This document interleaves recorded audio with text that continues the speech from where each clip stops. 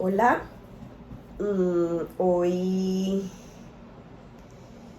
veamos, sábado 26 de agosto del año 2023. Soy Melissa Mercado Gómez, eh, caleña, nacida en Cali, egresada de la Javeriana de Artes Visuales, realizadora radial durante más de 5 años, periodista cultural en la ciudad de Cali con Javeriana Estéreo Cali.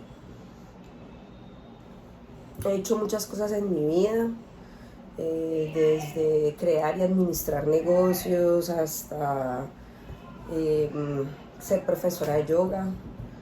Eh, He tenido aprendizajes grandes y pues a pesar de eso nunca había enfrentado la violencia de una manera tan cercana y pues menos desde el hogar, desde la casa. Tengo valores infundados, pues muy, muy bien infundados, desde mi casa, desde mis padres, y por supuesto desde de la academia, desde mi universidad. Eh, Me eduqué en una universidad jesuita, en la Javeriana, y bueno, como les decía, nunca había experimentado la violencia, y menos pues desde el hogar, tampoco durante mi juventud.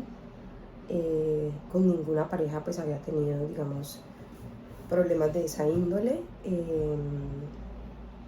Estoy aquí para denunciar públicamente una denuncia que realicé en la Fiscalía en el mes de noviembre del 2022, en la Fiscalía de Cartagena, respecto al maltrato intrafamiliar agravado que cometió el señor Iván Octavio Gómez en contra mía y en contra de mis hijos. El señor Iván y yo nos conocemos desde niños, crecimos en el mismo grupo de gente, tenemos muchos amigos en común en la ciudad de Cali, de hecho. Nunca fuimos cercanos, sin embargo es una de esas personas que uno dice, bueno, pues he visto toda la vida. En circunstancias de la vida en el 2020 nos cruzamos de nuevo, comenzamos a salir. Y bueno, lo que él me expresa es que él tiene un proyecto en Cartagena, que quiere desarrollar y que pues ninguno, ni de sus socios, ni de sus amigos, ni sus familiares lo quieren apoyar, que ese proyecto es en Cartagena y que lo que él quiere es desarrollar un mini market, cafetería para el mismo público de su agencia de viajes Alójate Ya.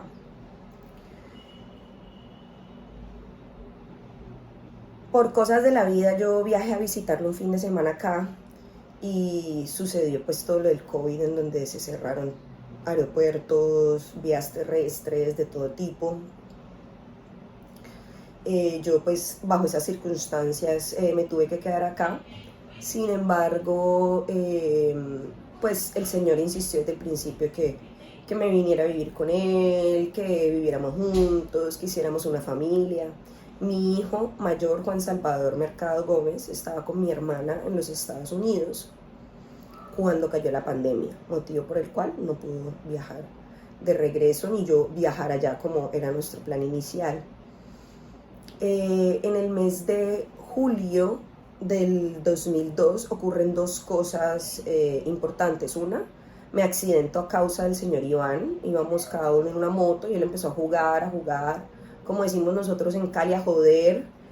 Y yo le empecé a decir, Iván, ya para, Iván, yo no soy pues tan trucha, a mí me gustan las motos, pero pues no soy tan, no tengo tanta experiencia al volante.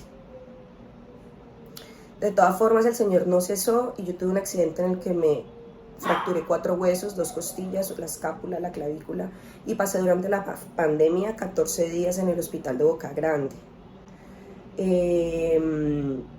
Eso se dio así y coincidió en el mes de julio, cuando repatriamos a Juan Salvador en un vuelo humanitario a Bogotá al inicio, y fue el señor Iván Octavio quien fue a recoger a Salvador a Bogotá y lo trajo a Cartagena. Yo en ese tiempo estaba incapacitada. Todo al principio fue muy bonito, La verdad es que no puedo decir lo contrario. Cuando ellos llegaron prácticamente ya tenían pues una relación, ya habían llegado al acuerdo de que Juan Salvador, si Juan Salvador le podía llamar papá, a lo que Iván Octavio accedió, y realmente tuvimos unos meses muy bonitos los tres. No fueron muchos. Inmediatamente llegó Juan Salvador, Iván empezó a pedirme un hijo, a decirme que tuviéramos un hijo, que tuviéramos un hijo, que tuviéramos un hijo. Pero yo ya tengo la experiencia de ser madre soltera de Juan Salvador y sé que el camino no es fácil. Y pues ese era mi motivo para yo decirle que yo no quería verme en las circunstancias de ser madre soltera, no solo de Juan Salvador, sino de otro bebé, porque la realidad de este mundo es que pues está todo una locura, el estilo de vida cada vez es mucho más caro. En fin, el caso fue que pues me dejé convencer, el argumento de él era que hiciéramos la familia, que el niño, hasta ese momento él con Juan Salvador era muy lindo, muy especial. Cuando nos damos cuenta que yo quedé embarazada en el mes de noviembre del 2020, las cosas comenzaron raramente como a cambiar. Yo pues soy paciente diagnosticada de ansiedad y depresión, completamente tratada, o sea, yo acudo a todos mis controles psiquiátricos 2 veces a la semana a terapia psicológica, bueno, hago deportes 2 horas al día, hago yoga, o sea, soy una persona que me ocupo de mi condición y trato con la mayor responsabilidad de tenerla pues al día. Lo raro fue que ahí empezó él a decirme que dejara los medicamentos, que el embarazo, yo he sido muy responsable, entonces pues yo lo consulté con el médico y lo que hizo el médico fue cambiarme la medicación durante el embarazo. O sea que la continué con un medicamento especial. En diciembre tuvimos una primera Navidad en la que básicamente se llamó Sunset Mini Market. Nosotros no hacíamos nada especial como familia que no fuera trabajar para ese negocio 24/7, ¿sí? Adicional pues del trabajo de Alójate Ya en unos términos y condiciones que en su inicio Iván hizo y nunca cumplió. Ese primer año que estuvimos juntos yo me la pasé creando todo la infraestructura organizacional del negocio para que él pudiera tener portabilidad y acceso 24/7. Realicé eso embarazada. El 31 de diciembre, de hecho, fue el primer episodio de abuso psicológico. Estábamos en una reunión en el centro con un amigo de él se pasó de tragos, yo estaba trabajando mientras él estaba tomando, se pasó de tragos,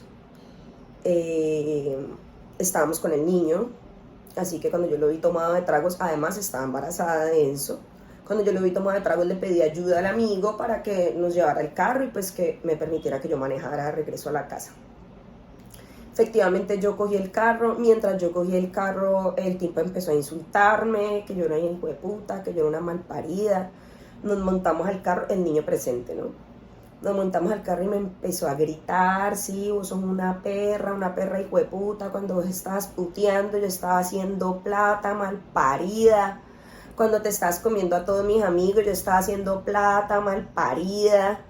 Y empezó a faltarme el respeto de una manera absurda, tanto es así que como yo estaba conduciendo embarazada 31 de diciembre, saben que es uno de los días más peligrosos para conducir, yo iba muy nerviosa, asustada, y de hecho lo único que yo pude hacer fue subirle todo el volumen al carro para no escucharlo más y para que Salvador no lo escuchara más. Llegamos, ahí fue donde yo empecé a ver como su comportamiento, llegamos, nos acostamos al otro día, el señor como si nada. Bueno, el siguiente episodio de violencia, que ya fue una violencia física a Juan Salvador, fue entre los primeros días de febrero del 2021. Yo estaba todavía embarazada de Enzo. Estábamos en el proceso de enseñarle a Salvador de levantar la tapa para hacer pipí. El señor encontró pues que Salvador no había levantado la tapa del baño. El niño tenía un dientecito que ya tenía tocado, que le decíamos el diente fantasma, porque tuvo un accidente con un niño en un colegio en Cali y le quedó con un dolor ahí en el nervio. ese dientecito ya lo tenía flojo, iba a ser su primer diente. El señor Iván Octavio tomó a Juan Salvador del pelo, lo puso en el inodoro con la boca abierta y ejerció tanta presión hasta que le tumbó el diente a Salvador. Cuando yo llego corriendo al baño, pues yo lo que veo es sangre. Claramente le había volado el diente. Yo creo que ustedes están imaginando, ¿no? Esta vieja, ¿por qué no llamaba a la policía? ¿Cierto? Pues porque es lo que todo el mundo se pregunta. Bueno, pues primero que todo, yo no estaba en Cali. Yo acá en Cartagena no conocía a nadie. Yo llegué acá en pandemia, todo estaba cerrado, nadie hablaba con nadie, todo el mundo estaba encerrado, lo único que nos la pasábamos era trabajando. Yo acá no tenía amigos, nadie, o sea, absolutamente nada, que iba a llamar a la policía y lo iba a demandar y él iba a salir a los 2 días y que nos mataba. Son muchas cosas que uno como mujer teme. Por eso este video no solamente lo hago por mí, sino que lo hago por muchas mujeres que sé que tienen miedo y por miedo se quedan calladas y permiten ser abusadas y permiten que abusen de sus hijos por control económico, por dependencia económica, por situaciones como por ejemplo, que también tenía mucho que ver la situación económica, ya que trabajaba para él, me manejaba sus 2 empresas, pero él nunca me remuneró en proporción a mi trabajo. De hecho me mantenía una condición económica muy limitada para poderme controlar. Así que yo tampoco tenía la disposición de decir, bueno, es que gano bien, entonces yo pues cojo mis hijos y me voy para dónde. Si yo me vine para acá con él, la única persona que conociera a él. Adicionalmente teníamos una mascota. Cuando él llegó, cuando Salvador y él llegaron pues de Bogotá, yo tenía una mascota, una primera mascota que le quería regalar a Salvador de bienvenida a casa. Se llamaba Bambi, una pincher. Ella, long story short, vivió muy poco tiempo, ella murió de parasitosis. Yo compré otra perrita pincher para Juan Salvador, que era Coco. Coco era la perrita de apoyo emocional de Salvador. Él empezó con un comportamiento con la perra muy rara. O sea, desde sobarle los genitales hasta ahorcarla, hasta que la perra se cagaba y se orinaba. O sea, cosas que... Y lo disfrutaba. O sea, lo hacía y se reía y le parecía que era chistoso. Pues son comportamientos que yo considero que no, o sea, que yo era como, yo estaba, una cosa es contarlo ahora afuera y otra cosa es estar ahí adentro. Son cosas que uno sí nota que son raras y más cuando uno no ha vivido en un ambiente, ni ha crecido en un ambiente involucrado de violencia, como es mi caso, pues para mí era muy raro. Yo al principio casi que ni entendía. Yo empecé a pensar que el man estaba enfermo, porque tiene también sus cuentos con su familia, que trabajar, y lo empecé a invitar. De hecho, de mis controles psicológicos, psiquiátricos, de mi control psiquiátrico por la EPS, mi psiquiatra lo reportó y a él lo llamaron de Sura a asignarle una cita con psiquiatría. Pero él dice que no, que el psiquiatra... En fin, que el psiquiatra no le da plata, que para qué a perder su tiempo en eso. El caso es que los hechos de violencia continuaron muy mal, de una manera que no es violencia doméstica que te pegue una cachetada, es violencia doméstica en la que yo me tuve que embarazar de 6-7 meses, de eso ya con barriguita, me tuve que avalanchar encima de él, con una mano ahorcarlo y con la otra darle para que soltara a Juan Salvador. Porque no lo soltaba. Y yo tenía mucho miedo de que no lo soltara y que Salvador se ahogara. Entonces yo defendía a mi hijo de la manera en la que mejor pudiera, y cuando él ya no podía más y lo soltaba, me tiraba a donde fuera que cayera con una barriga de 7 meses y cogía a la perra y continuaba con la perra. Yo cobijaba a Salvador en el cuarto, lo ponía en un lugar seguro y volvía por la perra y volvía a hacer lo mismo hasta que podía tener a la perra y nos encerrábamos, la perra Salvador y yo, en un cuarto con llave. Episodios de ese tipo y muchos otros ocurrieron. Cuando mi hijo nació, mi segundo hijo nació, Enzo Gómez, que es hijo del señor Iván Octavio.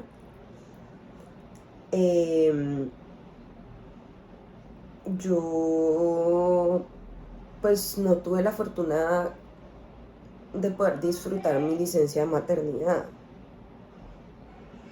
Yo cuando Encito tenía, o sea, de las 2 semanas después de Enzo nacer con cesárea, yo igual tenía que trabajar desde el computador y desde la casa por teléfono todo el tiempo amamantando el niño con cesárea como fuera.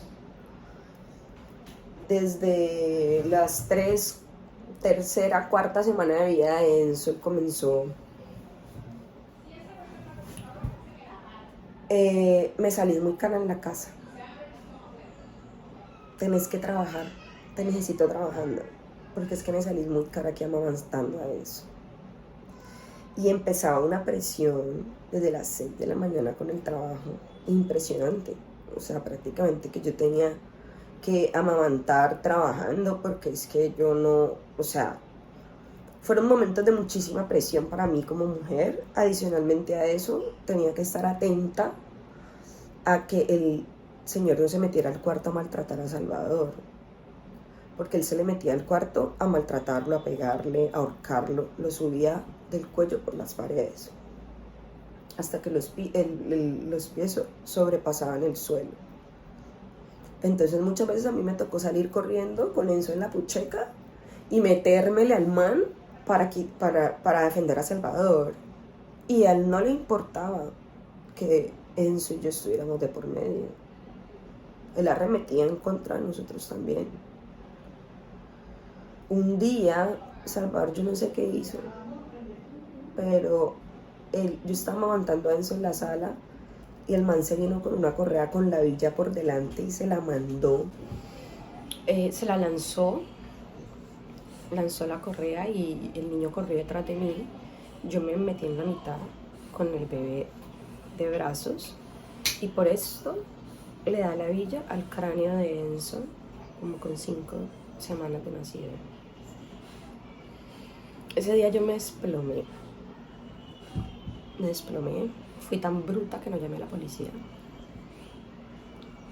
Y él siempre trataba como de enmendar las cosas. Entonces, no, que el bebé, que no sé qué, se hacía como si no hubiera pasado nada. Es raro. Hizo muchas cosas más, amenazas de índole económica, haciéndome firmar unas capitulaciones después de haber trabajado para él durante 2 años y con él en propósito de una familia, en contra de mi voluntad, amenazándome que no volvía a Cartagena al bautizo de nuestro hijo. Cuando se fue me debía un montón de dinero. Muchas cosas, realmente tantas que no vale ni siquiera la pena mencionarlas. Están todas en la denuncia que emití en la fiscalía en noviembre. Desafortunadamente el señor Iván Octavio Gómez pues tiene poder económico y pues muchas influencias, y la verdad es que en este país importa más la plata que los derechos fundamentales, y que los derechos fundamentales de un menor de edad. Juan Salvador se llenó de coraje y también declaró y denunció ante la fiscalía, contando lo que el señor Iván Octavio le hacía. Hay otras declaraciones también de terceras personas, entre ellas la nana, la niñera, que la amo y la atesoro con todo mi corazón, Arsenía del Carmen Benítez. Ella nos atestiguó todo y ha sido la persona que nos ha dado amor y estabilidad y apoyo para poder seguir adelante. Ella también tiene tiene 2 denuncias en contra de él porque al ser ella la única víctima, pues también la amenazó. Amenazas muy sutiles, ¿no? Muy a su estilo. Pero amenazas. Cuando yo fui a poner esta denuncia me di cuenta que él ya tenía otras 4 denuncias ante la fiscalía, o sea, ya tenía unos antecedentes. Yo puse la mía, la señora Carmen le puso otras 2 por amenaza.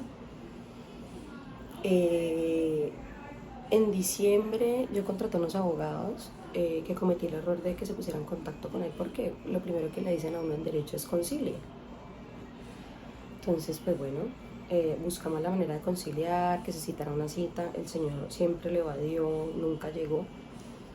Y pues presumo que pues el abogado terminó trabajando más para él que para mí, porque el archivo de la denuncia ante la fiscalía fue archivada. Yo en enero, desesperada, me fui a buscar por todas las comisarías, porque cuando uno hace una denuncia le llegan unos formatos que uno debe diligenciar en medicina legal, en la comisaría, etcétera, en la policía. Yo muy juiciosa pues hice todas mis labores y no me llamaban, o sea, nada.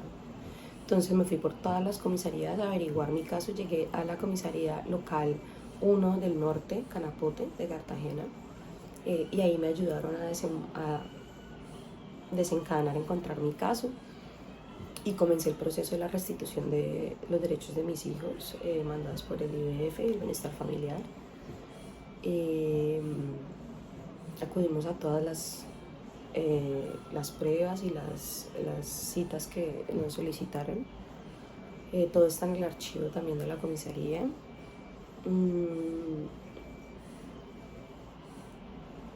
El 19 de abril de este año hubo audiencia para darle trámite final, digamos, a la cuestión de la comisaría. Cabe resaltar que el señor, a pesar de que lo llamaron múltiples veces, nunca se presentó, solo se presentó una vez y el día de la audiencia. Después de desaparecer de diciembre a abril, moralmente, económicamente, psicológicamente, en todo ámbito para su hijo, Enzo Gómez, el señor llegó a la comisaría siendo el padre ejemplar y negando absolutamente todos los hechos que ya el equipo de la comisaría, trabajadores sociales, psicólogos y demás profesionales habían probado que sí había habido violencia agravada. El señor, como siempre, se hizo loco, lo negó, llevó unas pruebas como de fotos y cosas así. Y desde ahí, qué pesadilla tan grande. Volví otra vez, o sea, fue como si el monstruo volviera a entrar a mi vida. Otra vez a recibir acoso, amenazas del señor. Las amenazas eran con la comisaría. Yo decía, bueno, pero este tipo, ¿por qué me amenaza con la comisaría? De todas formas, escribí a la comisaría dando cuenta de las situaciones del man, que me estaba amenazando, con pruebas. Enzo estaba enfermo y él exigía que se lo dejaran ver, dada el acta de la comisaría, que es completamente ambigua. Todo el personal de la policía que la ha leído me dicen que no tiene ningún sentido. Sin embargo, se ha cumplido al pie de la letra, porque yo soy una persona honorable. En el trámite, digamos, del acoso del señor por ver a su hijo a toda costa, incluso pasando por sus derechos fundamentales a la salud, yo tuve que entregarle al niño. Y ese mismo día que me lo entregó en súper malas condiciones. O sea, no le cambié el pañal en más de 6 horas. Se lo llevó de mole en mole a voltear como si fuera pues un viejo. El niño llegó súper recaído de salud y lo tuve casi que 2 semanas enfermo. Era el otro día, exigió que lo iba a recoger de nuevo, a lo cual yo no accedí porque pues, debía proteger la salud de mi niño, y reporté todo a la comisaría, la razón por qué no le entregaba, fotos, las atenciones médicas, todo. Nunca me respondieron y el señor sí seguía amenazando y amenazando con la comisaría. Bueno, resulta que unos días después, como el 6 de mayo, me llega una notificación de la comisaría diciendo que había un incumplimiento de mi parte porque yo no había querido entregar el niño a este señor. Cabe resaltar que el 23 de mayo estuve en la comisaría con mis abogados, él también con su compañero Gabriel Cruz, y la comisaria se negó a atendernos, ni a él, pues hasta donde vi, ni a mí y a mi abogado tampoco nos quiso atender para que pudiéramos hablar de esta situación pues como tan delicada. No nos quisieron atender ahí, y el 24 el tipo interpone un incumplimiento que da una multa millonaria, que eso es lo que a él le gusta, perjudicar. Ya me ha perjudicado económicamente de una manera bárbara, me dejó llena de deudas. Y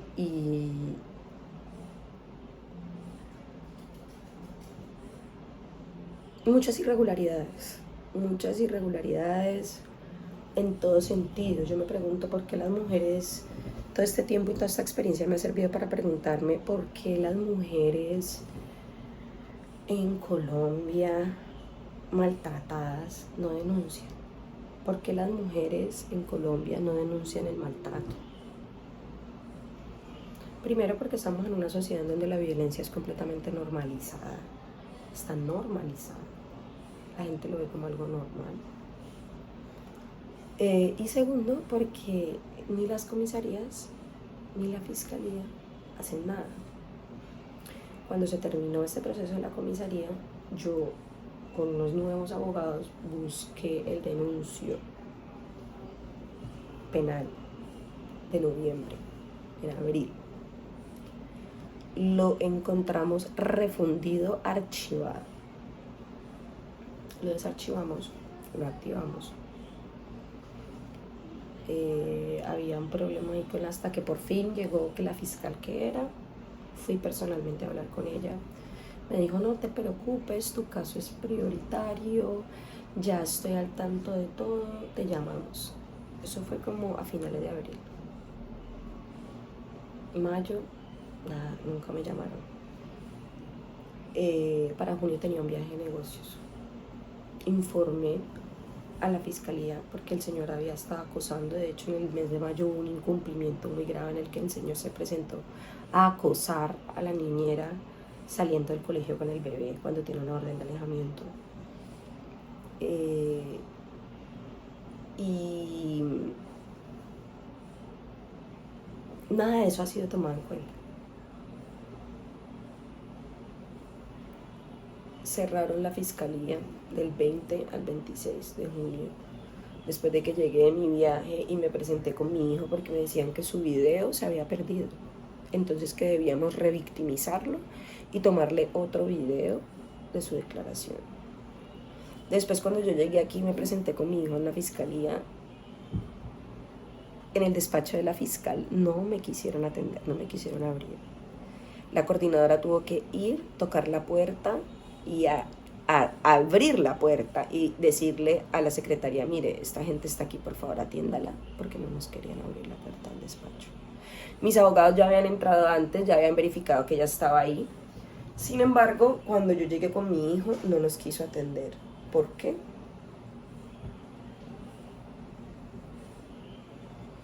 Después de eso cerraron la fiscalía durante 6 días, del 20 al 26, o sea, una semana. Eso quedó allí. El caso es que he tenido que acudir a todos los mecanismos de regulación, a la Procuraduría, a la Defensoría del Pueblo, para ponerle vigilancia a este proceso, porque hay muchísimas irregularidades. En un caso como estos, que el señor ya fue acusado directamente por la fiscal el día 8 de agosto de este mes, en donde se le imputaron los cargos, con todo el acervo probatorio de que tanto la comisaría como la fiscalía ya habían probado de que él sí había cometido el delito de violencia intrafamiliar agravada. No pasó nada.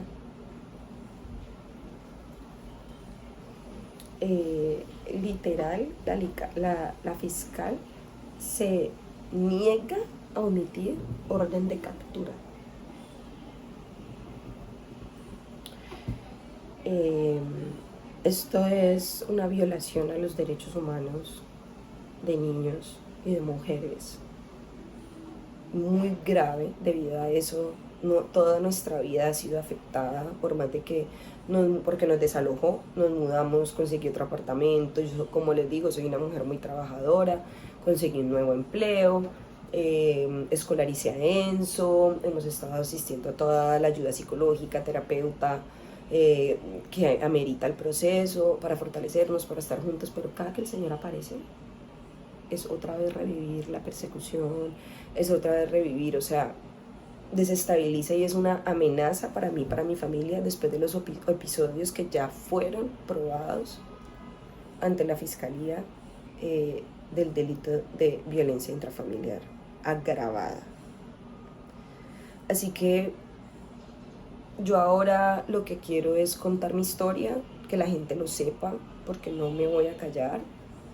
Es una persona que tiene poder económico, pero no puede ser que en Colombia la plata valga más que los derechos humanos. Eso no puede ser. Eso a mí me hace sentir avergonzada de ser colombiana. Que las mujeres en Colombia tengan miedo de denunciar el maltrato, porque esto es lo que pasa. O las matan, como en muchos casos. Hace unas semanas tuvimos un caso en Cali, la pareja de Luz Meritista, el asesino. Y casos como ese son muchísimos, pero la Fiscalía prefiere mirar para otra parte porque hay intereses económicos de por medio, porque el señor tiene poder económico, entonces siempre pasa algo, siempre llegan a un acuerdo. En la última, el documento el 3 de agosto, en donde la fiscal se niega a emitir orden de captura al señor Iván Octavio Gómez, cita un parágrafo que yo digo, por Dios, o sea, eso se le cita a una persona que no tenga ningún delito. Pero una persona que ya le probaron que tiene los delitos que el señor tiene, que en nuestro país privan de la libertad, y que la fiscal lo defienda y diga que es que sus derechos no pueden ser vulnerados cuando él ya vulneró los de un menor de edad y los de una mujer que no hizo sino servirle y quererle. Por eso las mujeres en Colombia tenemos miedo de denunciar. Yo personalmente le he dado muchas vueltas a tomar la decisión de hacer esto.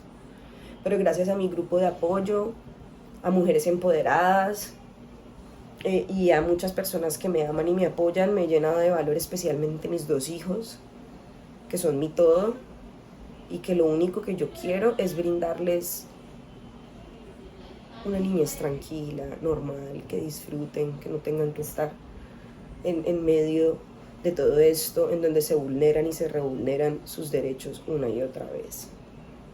Yo le hago la solicitud pública, después de esta denuncia pública, a la Fiscalía de Cartagena y a la Fiscalía General en Bogotá, de que por favor miren mi caso, miren todas las irregularidades que se han prestado. Llevamos 9 meses, el señor sigue libre, intimidando. Hoy nomás está ahí poniendo pereque, que no cumple con lo suyo porque yo no le he mandado unas facturas. No más mujeres, no más violencia hacia la mujer, no más violencia hacia los niños, no más violencia doméstica, no más, no nos quedemos más calladas, por favor, les pido, escuchen este llamado, escúchenlo, y por favor le pido a la Fiscalía General de la Nación, a la Procuraduría General de la Nación, que se ocupen de estos casos, porque es que los problemas que tenemos de violencia en este país no están en la selva, vienen de la casa. En las casas, en las familias, en el patrimonio de la familia hay mucha violencia y no están haciendo nada para proteger de la violencia a las mujeres y a los niños. Así que les pido por favor que miren hacia mi caso y al de muchas mujeres más que están siendo vulneradas y desprotegidas con sus hijos, porque la plata vale más que los derechos humanos en Colombia. No sé, ¿qué me dicen ustedes?